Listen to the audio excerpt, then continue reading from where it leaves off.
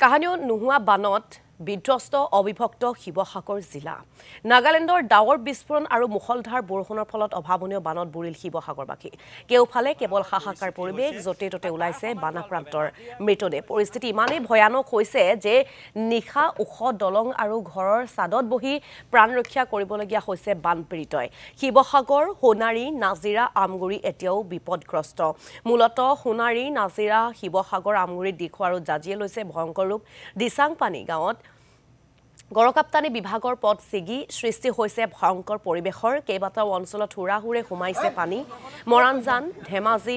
বিল জজলি ডবা কচুপথাৰ আদি গাঁৱত বৃদ্ধি পাইছে পানী বানাক্ৰান্ত ৰাইজৰ মাজত হাহাকাৰ পৰিৱেশে বিৰাজ কৰিছে ইফালে নাজিৰাৰ মেজেঙাৰ ৰেল লাইনৰ কাষত থকা আশ্ৰয় শিবিৰত হাহাকাৰ পৰিস্থিতি খাবলৈ এমুঠি অন্ন নাই বিশুদ্ধ খোৱা পানী নাই খবৰ কৰা নাই কোনো চৰকাৰী বিষয়াই তথা পঞ্চায়ত প্ৰতিনিধিও ওপৰত উঠিছে হেলিকপ্টাৰ কিন্তু তলত ককবকাইছে বানপীড়িতই পানীত উঠি গৈছে কিতাপ পত্ৰ আৰু সকলো নথিপত্ৰ বানাক্ৰান্তক উদ্ধাৰ কৰিবলৈ মুখ্যমন্ত্ৰীক কাটৰ আহ্বান বানাক্ৰান্তৰ চৰাইদেউৰ কেইবাখনো গাঁও এতিয়া পানীৰ কবলত বান পৰিস্থিতিৰ বাবে নাই বৈদ্যুতিক সংযোগ ফলত ভিতৰুৱা বহু অঞ্চললৈ বিচ্ছিন্ন হৈ পৰিছে যোগাযোগ ব্যৱস্থা সেয়েহে মৃত আৰু সন্ধানহীনৰ সংখ্যা এতিয়াও স্পষ্ট হোৱা নাই প্ৰাণৰ মমতাত ঘৰবাৰী এৰি যিয়ে যেনেকৈ পাৰিছে তেনেকৈ ঢাপলি মেলিছে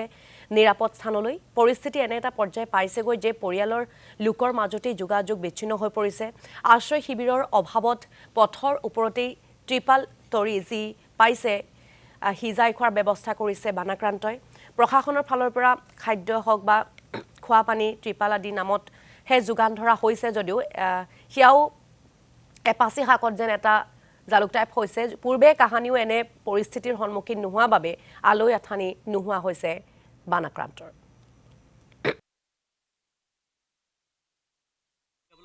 নাই নাই নাপালো নাই একো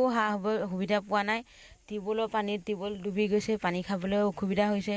সেইখিনি বহুত মানে প্ৰব্লেম হৈছে আমাৰ চলিবলৈও অকণমান অসুবিধা হৈছে প্ৰশাসনেও মানে একো সুবিধা মানে আমাক দিব পৰা নাই